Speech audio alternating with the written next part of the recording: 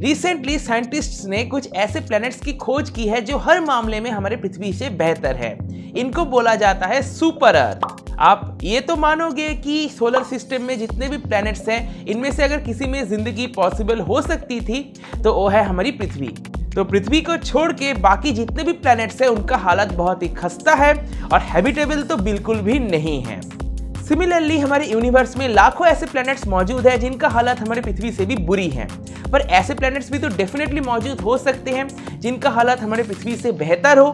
तो हाँ, ये डेफिनेटली पॉसिबल हो सकता है। तो यही दिमाग लगा के साइंटिस्ट ने 24 एक्सोप्लैनेट्स को ढूंढ निकाला है जिनका हालत हमारे पृथ्वी से बेहतर है और इनको सुपर अर्थ की कैटेगरी में रखा गया है। एक्सोप्लैनेट्स माने ऐसे प्लैनेट्स जो हमारे सोलर सिस्टम के बाहर मौजूद हो। सुपर अर्थ, सुपर क्यों?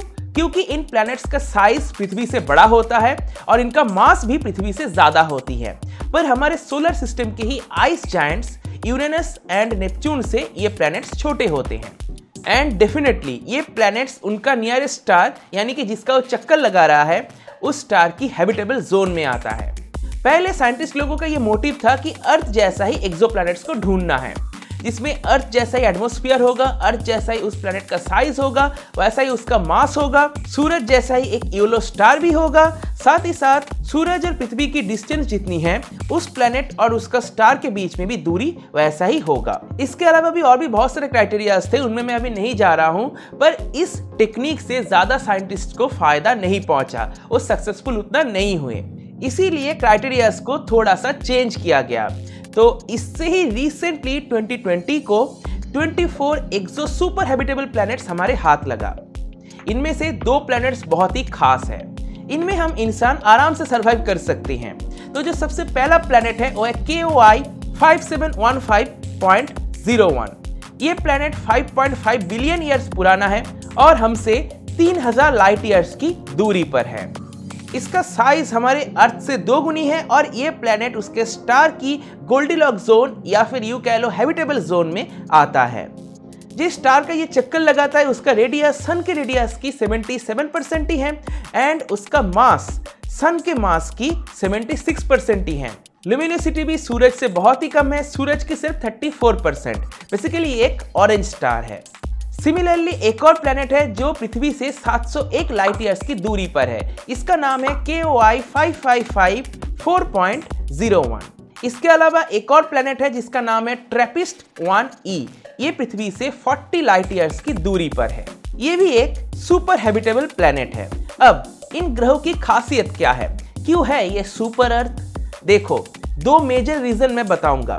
सबसे पहला रीजन तो यही है, इनके पास जो सन है, इनका जो सन है, इन ग्रहों का जो सूरज है, सूरज तो नहीं, उनका जो स्टार है, स्टार कहना सबसे ज्यादा बेहतर होगा, उनका जो स्टार है वो एक ऑरेंज स्टार है और हमारा जो सन है वो एक येलो स्टार है।